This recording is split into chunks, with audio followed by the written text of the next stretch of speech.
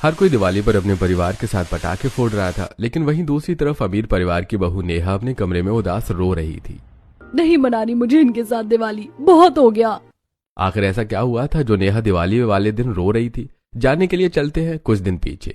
करवा चौथ के व्रत वाले दिन अमीर घर में नेहा पूरा दिन व्रत रखती है और रात को अपने पति के आने का इंतजार करती है। एकदम नई साड़ी पहनकर वो दुल्हन की तरह सजी थी। अरे यार इतनी देर हो गई है, चांद निकले हुए भी 2 घंटे हो गए, लेकिन ये अब तक ऑफिस से नहीं आए। मुझे तो बड़ी जोरों से भूख भी लगी है। नेहा अपने पति को कॉल करती है। क्या है, तुम मुझे बार बार कॉल क्यों कर रही हो? तुम्हें पता है ना मैं एक इम्पोर्टेंट मीटिंग में था। मैंने बार बार कब कॉल की? मैंने शाम को 5 बजे ही कॉल किया था और आपको कहा था कि आज जल्दी घर आ जाना। 12 बजने वाले, मैंने व्रत भी नहीं खोला, मुझे भूख लगी है। अरे यार तुम्हें समझ नहीं आता क्या? काम कितना जरूरी होता है। अगर इतनी भूख लगी है तो जाकर खाना खा लो। तुम्हें बस अपनी पड़ी रहती है। मैंने कहा ना मैं अपने आप आ जाऊंगा।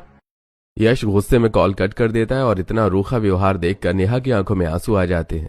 मैंने उन्हीं के लिए व्रत रखा और वो मुझे ही खरी खोटी सुना रहे हैं।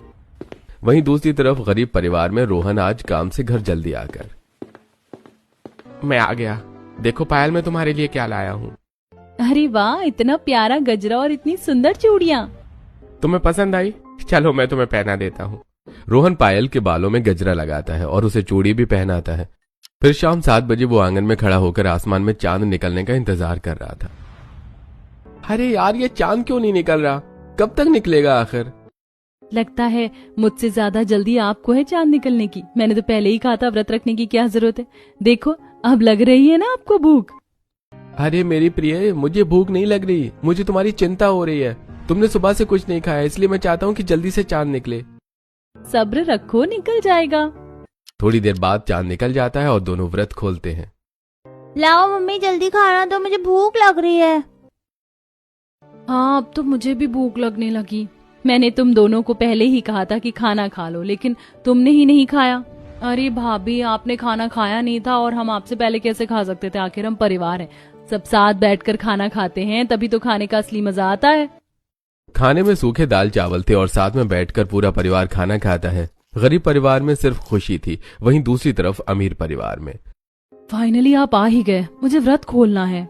दोनों छत पर जाते हैं और चांद को देखने के बाद यश नेहा को पानी पिलाता है और इस तरह नेहा व्रत खोलती है। तब यश गाड़ी की चाबी देते हुए नेहा को कहता है, देखो मैं तुम्हारे लिए गिफ्ट लेकर आया हूँ, बिल्कुल न्यू मॉडल की गाड़ी। काश आप इसके बदले मेरे लिए एक फूल या गजरा ही लेकर आ जाते। क्या सोचने लगी? चलो नीचे चलते हैं। दोनों वापस नीचे आने के बाद, मैं खाना डाल दूं, साथ बैठकर खा लेते हैं। अरे नहीं नेहा, जरा समझो, पूरा दिन ऑफिस में काम